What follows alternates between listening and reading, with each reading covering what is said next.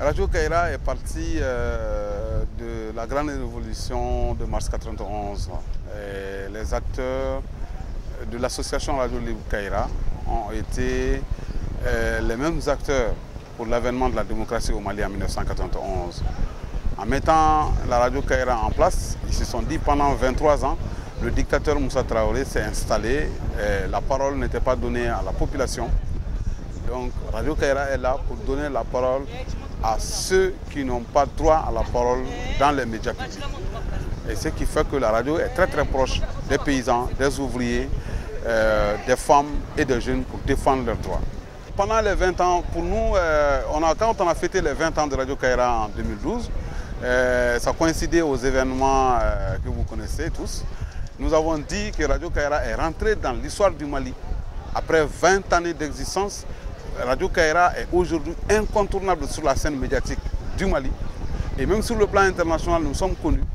Donc nous avons forcé ce chemin et nous avons une étiquette aujourd'hui que tout le monde le sait. Et la Radio Kaira a été baptisée par les auditeurs la radio des sans-voix. Nous avons dit qu'on est contre la liquidation des sociétés et entreprises d'État. Il faut donner de l'emploi aux jeunes. Et là, il faut créer la richesse et c'est l'État qui doit appuyer. On n'a pas dit que nous sommes contre le privé. On est contre un privé qui vit sous le dos de l'État. Un privé qui va être accompagné par l'État et qui va créer la richesse. Oui, mais il y a des sociétés, des secteurs qui ne doivent pas être privatisés, comme l'eau, comme l'énergie, comme beaucoup d'activités qui sont au Mali. L'or, par exemple, nous avons dit que ça, c'est des choses qui ne doivent pas être privatisées. C'est des secteurs qui doivent revenir à l'État pour assurer sa souveraineté, comme le téléphone par exemple.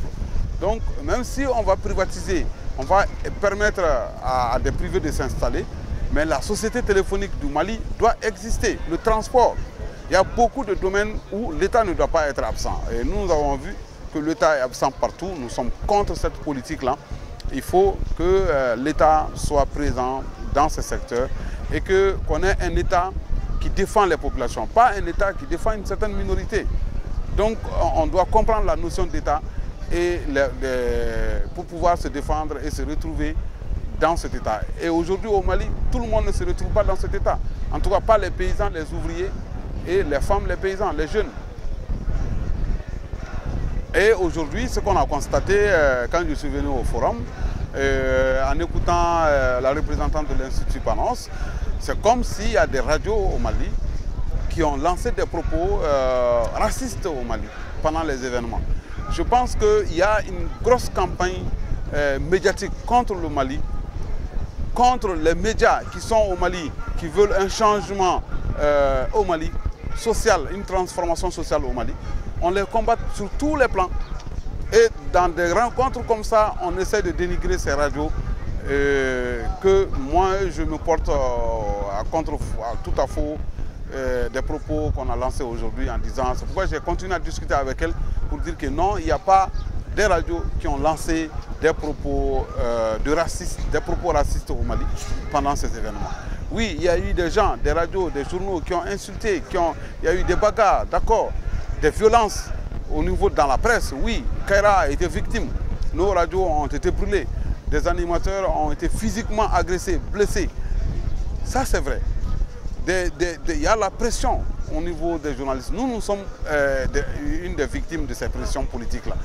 Nous sommes contre ça, mais il ne faut pas aussi présenter le Mali comme un pays à la limite raciste, parce que dans l'intervention, c'est ce que j'ai compris. Et je me dis que ça c'est faux. Il faut lui dire que vraiment c'est faux. Donc des informations qu'on lui a données n'est pas juste. Il faut revoir ça.